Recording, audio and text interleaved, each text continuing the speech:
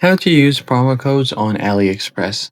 Hey guys, in this video, I'll show you how you can easily get and use different promo codes on AliExpress. First thing you have to do is open up the app AliExpress and make sure to log into your account. Now, you must add certain items to your cart to use your promo code. So let me just first go ahead and claim some daily reward coins. That would also help you to get certain discounts on your orders. Now just go ahead and tap on collect and you should be able to get your coin for your daily login. Now just go back and then tap on the cart icon.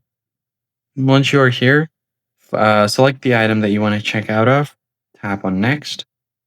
And once you tap on checkout, scroll down here, you'll find an option for promo codes. Tap on it. Now just enter the promo code here, and if the code is valid, once you tap on apply, you will get a certain amount of discounts based on the promo code. So that's pretty much it, guys. I hope this tutorial was helpful, and I'll see you guys on the next one. Thanks for watching.